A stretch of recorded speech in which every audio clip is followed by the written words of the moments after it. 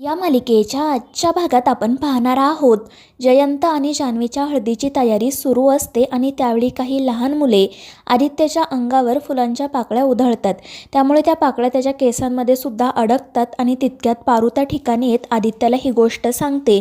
तर आदित्य तिला म्हणतो की आता तूच या पाकळ्या काढ आणि मग पारूसुद्धा सगळ्यांसमोर त्याच्या केसांमधून त्या पाकळ्या काढू लागते.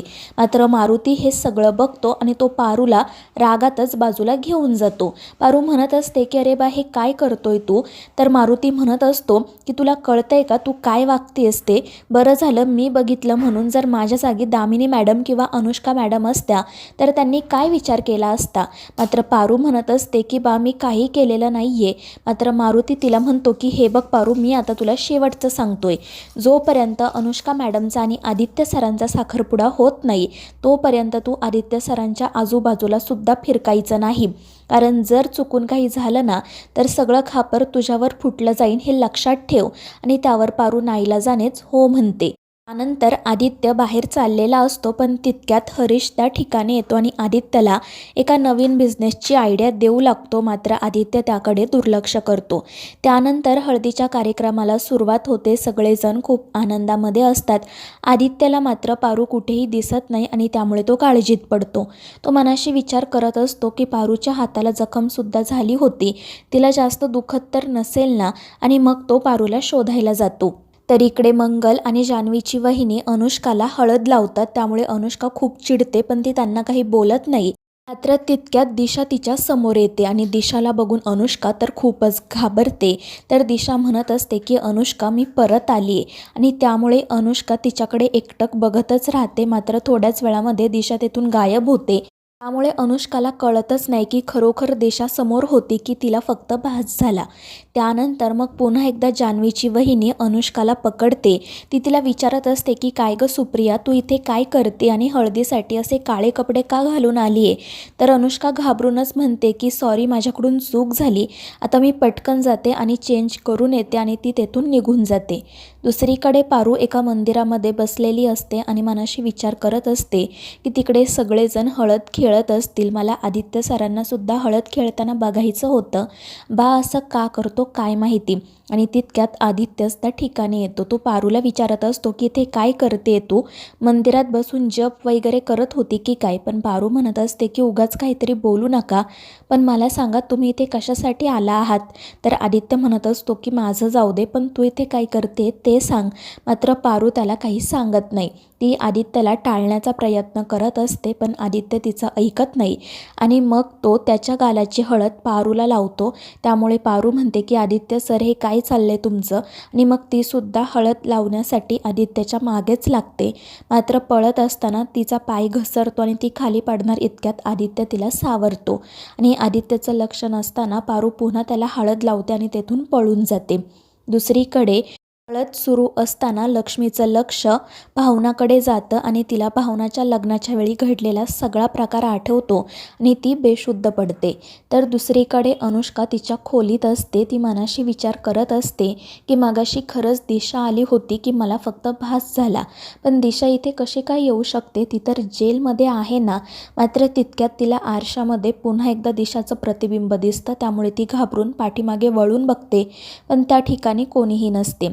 त्यानंतर मग अनुष्का लगेच जेलमध्ये कॉल करते आणि दिशाबद्दल विचारते आणि तिला तिकडून जी काही माहिती कळते त्यामुळे ती खूप घाबरते.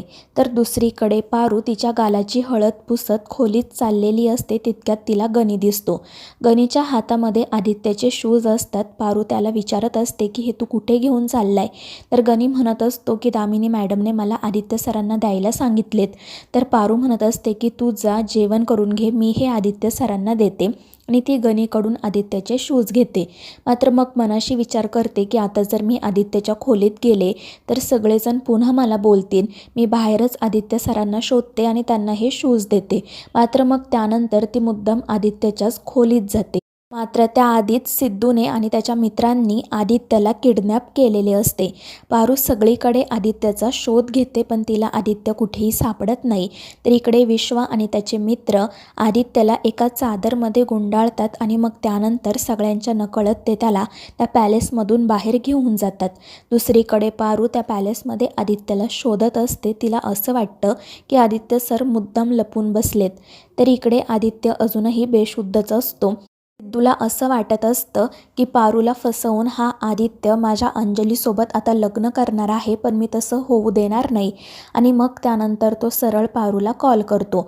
पारू विचारत असते की कोण आहात तुम्ही आणि त्यावर तो सांगतो की कालच आपण मित्र झालोत ना आणि आता तुम्ही पटकन मी जो पत्ता सांगतोय त्या पत्त्यावर या, इथे तुमच्यासाठी एक सरप्राईज आहे. आणि मग त्यावर पारूसुद्धा हो म्हणत लगेच त्या ठिकाणी जाण्यासाठी निघते. तर दुसरीकडे अनुष्का दामिनीला पारूबद्दल आणि आदित्यबद्दल विचारत असते. तर दामिनी म्हणत असते की अनुष्का ते दोघे पळून तर गेले नसतील ना.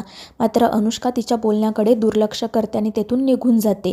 मात्र दामिनी तर खूपच खुश होते. तिला असंच वाटत असतं की नक्कीच पारू आणि आदित्य पळून गेलेत आणि ती लवकरात लवकर ही बातमी अहिल्याला कशी द्यायची याचा विचार करत असते. पण तिचं सगळं बोलणं मंगलाने ऐकलेलं असतं आणि दामिनीच्या आधी तीच जाऊन अहिल्याला हे सगळं सांगते. त्यामुळे अहिल्या, श्रीकांत, मोहन हे सगळेच काळजीत पडतात. अनुष्कासुद्धा त्या ठिकाणीच असते. दुसरीकडे सिद्धूने पाठवलेल्या पत्त्यावर पारू येऊन पोहोचते. सिद्धू तिला म्हणत असतो की मॅडम इथे तुमच्यासाठी एक छान सरप्राईज आहे. आणि मग जेव्हा तो पारूला आतमध्ये घेऊन जातो तेव्हा तिथे बेशुद्ध आदित्यला बघून पारूला तर मोठा धक्काच बसतो. ती खूप घाबरते आणि आदित्यला शुद्धीवर आणण्याचा प्रयत्न करत सिद्धूला विचारत असते की हा सगळा काय प्रकार आहे, तुम्ही यांना इथे का घेऊन आलात. तर सिद्धू म्हणत असतो की मॅडम तुमचं यांच्यावर प्रेम आहे ना, आता करा तुम्ही यांच्याशी लग्न. तुम्हाला फसवून हा दुसऱ्या मुलीशी लग्न करत होता ना, म्हणून आम्ही याला इथे घेऊन आलो. पण पारू म्हणत असते की असं का केलं तुम्ही, माझं यांच्यावर प्रेम आहे ही खरी गोष्ट आहे आणि काल मी रडत होते ना ते माझं दुःख होतं पण यांचंसुद्धा एक वेगळं आयुष्य आहे ना. आणि ते ऐकून सिद्धू म्हणतो की हे काय बोलताय मॅडम तुम्ही. मात्र पारू म्हणत असते की तुम्ही खूप मोठी चूक करताय. सिद्धू म्हणत असतो की हे सगळं आपण आपल्या अंजलीसाठी सुद्धा केलं.